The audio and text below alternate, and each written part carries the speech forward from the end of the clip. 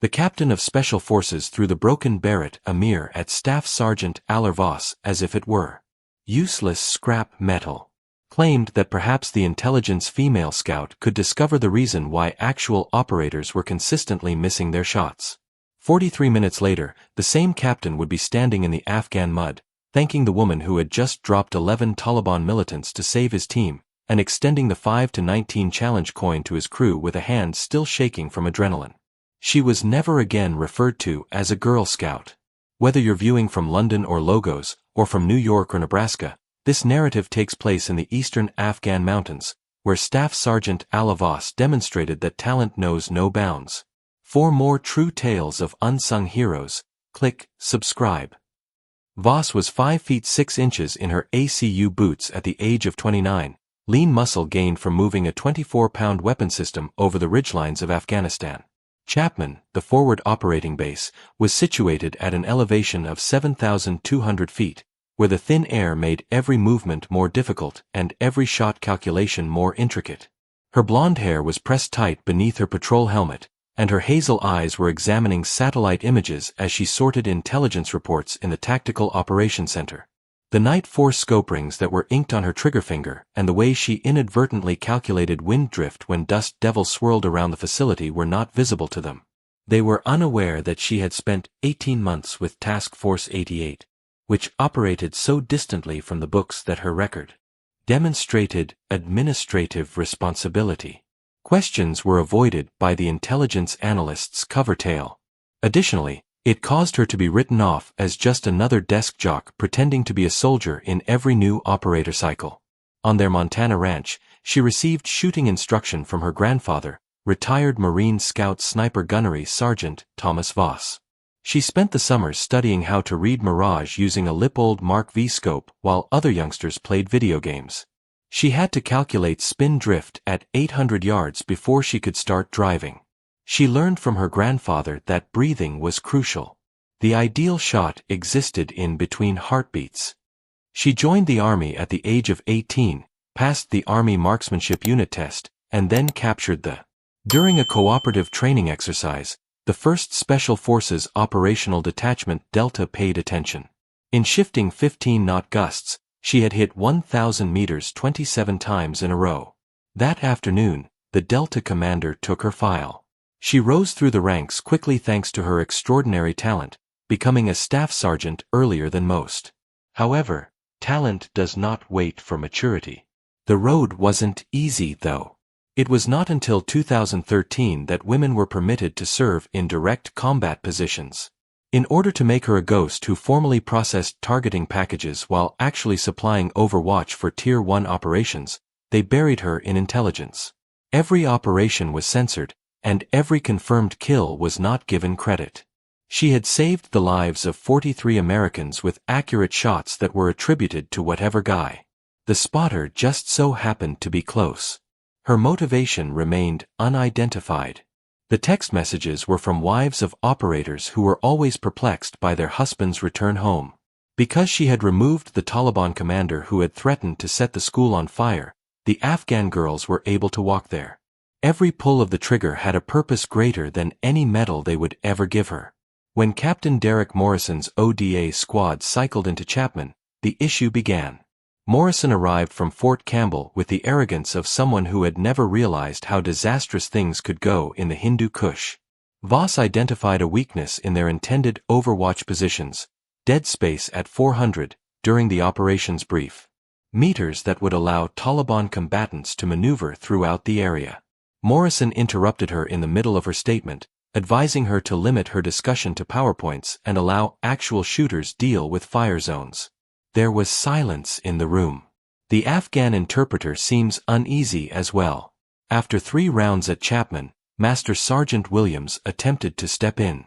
Morrison pulled rank and claimed he didn't need advice from support staff who had never knocked on a door, even though he had seen Voss's work and knew what she was capable of with a gun.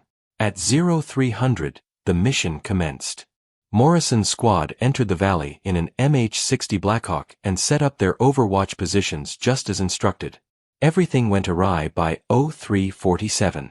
Taliban combatants launched a sophisticated ambush by taking advantage of the precise dead space Voss had located. With RPGs and PKM machine weapons, Sergeant Peters, Morrison's assigned marksman, was unable to obtain angles on the opposing positions. The team's precision rifle, the MR, had intermittent feeding problems due to the fine Afghan dust, and his State Route 25 wasn't reaching far enough. There were sporadic failures to extract wasted brass because the extractor wasn't holding cases correctly. The radio traffic became chaotic. Effective fire was used to pin 2 operators behind a compound wall. Close air assistance could not be called in by the JTAG. 40 miles to the south, Apache gunships were weathered out. 23 minutes separated us from the swift reaction force. The voice of Morrison broke through the internet. They would have to try a fighting withdrawal across open terrain if they didn't get precise fire right away.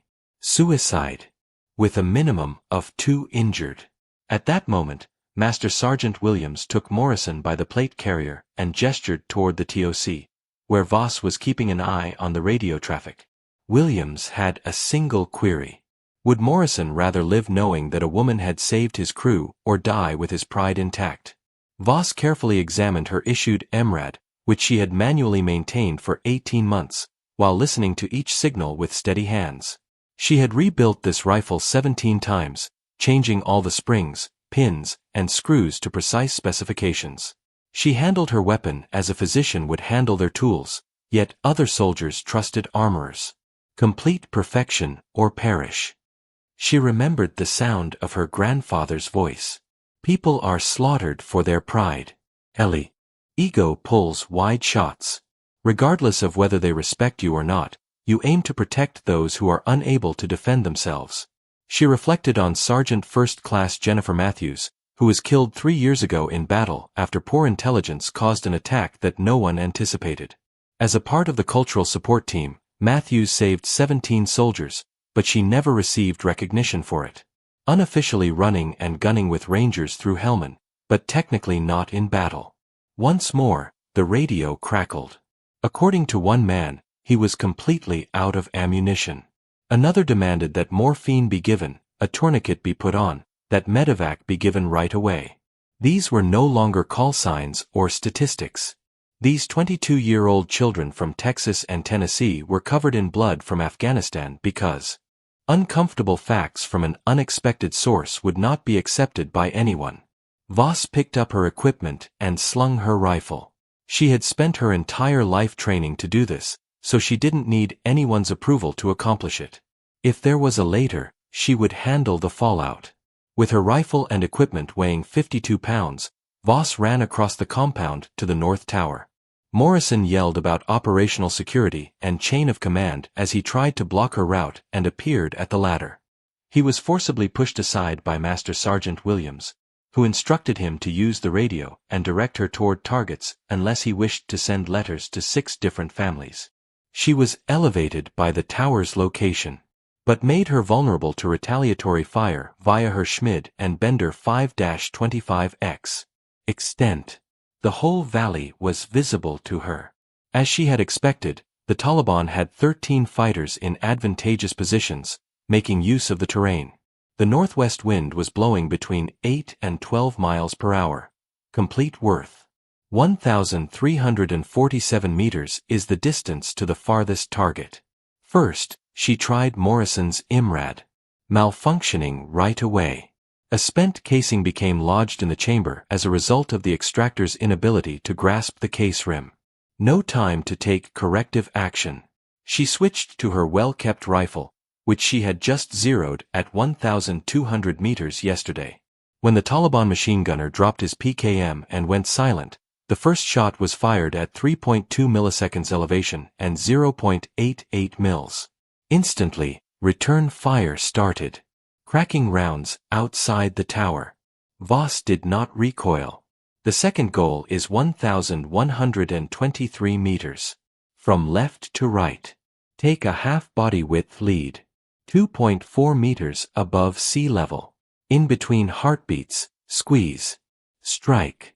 To relocate to better cover, Morrison's crew radioed that suppressive fire was decreasing.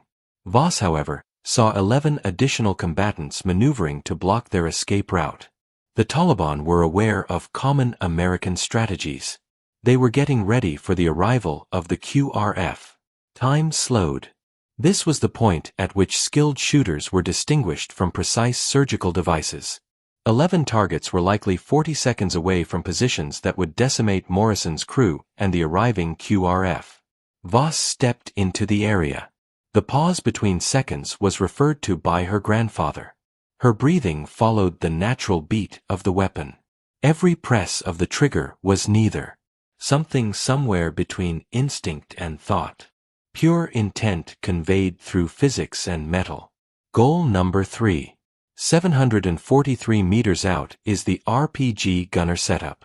In 12 seconds, the missile would strike Morrison's cover. Voss had stopped calculating. The clutches were familiar to her body. The man stumbled back. His weapon failed to fire. 4 through 7 are the targets. Taliban combatants hurrying to flank via a wadi. Each of the 4 bullets, spaced 4 seconds apart, found center mass in spite of the runner's unpredictable motion. Morrison communicated by radio that his injured were on the move. Could she continue to suppress? She was capable of more than that. Target 8 attempted to get the PKM back. A .338 Lapua Magnum was passed through the weapons receiver by Voss, lowering the fighter and destroying it. Target 9, a spotter guiding mortar with binoculars. Fire, believing he was 1,411 meters distant, concealed behind rocks. She waited for the wind to die, held 4.1 milliseconds high, and sent precise shots over distances that most shooters would have thought impossible in combat. Targets 10 and 11 attempted to reposition themselves by breaking out of cover at the same time. 2 shots, both down, 3 seconds apart. In little than 4 minutes, the last 2 warriors lost their whole element. They cut all communication and fled northward toward the Pakistani border. She released them. The danger was eliminated. Morrison's group was making their way to the landing area. The Black Hawks of QRF emerged above the ridge to the east. Door guns are ready, but they are not able to find any targets. From the first shot to the last, 43 minutes. 11 confirmed murders. No amiable casualties. Morrison's unit was able to effectively withdraw after the initial ambush. Both injured operators lived. 6 hours later, Captain Morrison saw Voss in the arms room, cleaning her gun. As he stretched his team, his palm was still trembling a little from adrenaline and fatigue. The sole Special Forces coin that operators handed to people who had saved their lives was the 5-19 challenge coin. A solid handshake and intense eye contact spoke louder than words could. After that, he leaned heavily on an ammunition container, allowing the realization that he nearly lost his entire crew to set in. According to the after-action report, an unidentified intelligence analyst who offers emergency marksmanship assistance. Voss was officially still considered a ghost, her name would never be mentioned in any citation, and her killings would never be officially acknowledged. The special operations community unofficially heard about it like wildfire. After being written off as a Girl Scout, the female sniper just performed one of the most accurate combat shooting feats in modern history. Command Sergeant Major Roberts came from Fort Bragg 3 weeks later. He brought fresh directives. At the Special Operations Target Interdiction Training, Voss was tasked with instructing the upcoming generation of precision shooters. No public acknowledgement, no retroactive credits. But she had influenced how American sniping would develop in the future. Morrison demanded to attend her first lesson as an observer. The true shift occurred in whispers. The story of the ghost who rescued teams 5 and 19 was told from operator to every female soldier trying sniper school. There is no gender to that precision, only dedication. Morrison's coin was retained by Voss. It served as a reminder to her that even if others don't want to see you with a rifle, respect is earned one shot at a time.